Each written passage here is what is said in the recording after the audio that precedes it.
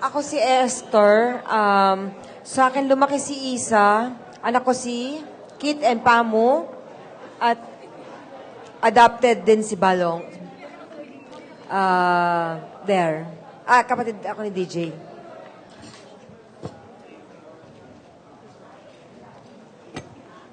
Eto ngayon si Mario Bautista for his question. Ang last question will come from Dominic Ria.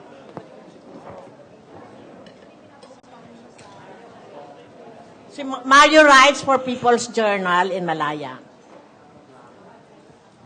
Kit, sino sa tingin mo mananalo sa Saturday night? Sa opinion ko po, gusto ko po manalo si Roy. Kasi po, makatulong po ito sa kanya.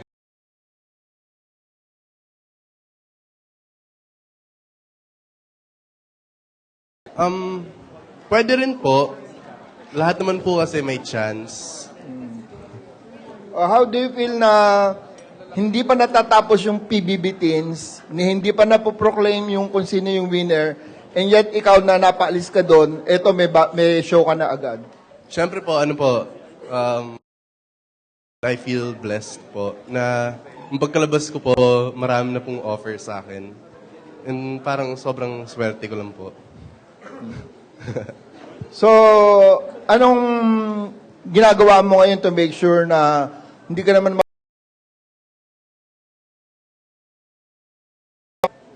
Siyempre po, I do my best. And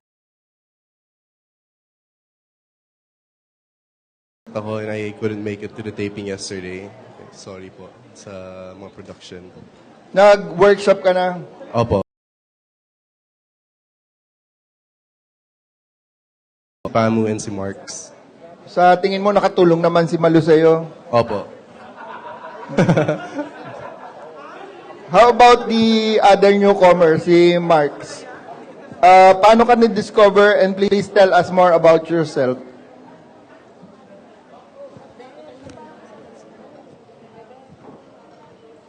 Good afternoon po.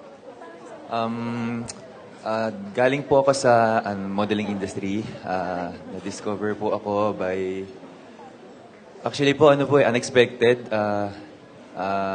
Gabi po before nung audition na tinawagan po.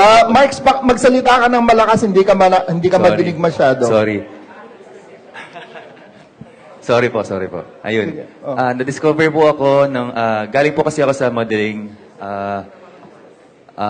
Night before po nung audition, may tumawag po sa akin from modeling agency. But hindi ko po sineryoso kasi hindi ko po... Audition saan? For this role po, for this project. Yun po, kinabukasan po pupunta ako hindi po talaga seryoso, kala ko lang. Pero luckily po nakuha ko yung trabaho. So yun po. So, nag-workshop ka na rin? Opo, nag-workshop po ako with Star Magic sa ABS. Then, mini-mentor din po kami ni Miss Malu. Okay. Sige. Thank you very Thank much. you. Good luck sa inyong dalawa. I'm giving back the microphone to Awel. Siya na ang tatawag para kay Dominic Ria. Maraming salamat po sa lahat ng mga kapamilya po natin sa media, nagpaunlak ng mga katanungan, siyempre mga kasagutan din sa ating mga bida. Papaawal na sa live stream tayo Yes. sa www.chat.abs-cbn.com at para sa mga photos and press releases, abscbnpr.com. And ito ang napakagandang cover ng Rogue. Available po yan outside. So kung gusto niyo, si Miss Iza Calzado ang cover natin for the July issue of Rogue Magazine. Sa labas po, meron ito available. At marami siya. pa pong booth sa labas. Pwede nyo po itry mga pagkain dyan. At yung psychic readers natin, available pa rin po sila. Kung gusto nyo ma-experience yung kagaya po ng naranasan kanina nila Miss Isa Calzado at Direk Wen, pwede po natin yan subukan sa labas. Eto na po, si Kuya Dominic Reyes yata, medyo busy na ngayon. Kaya panoorin po natin ang full trailer po ng isa naman sa aabangan po nating teleserye, ang Kahit Puso'y Masugatan.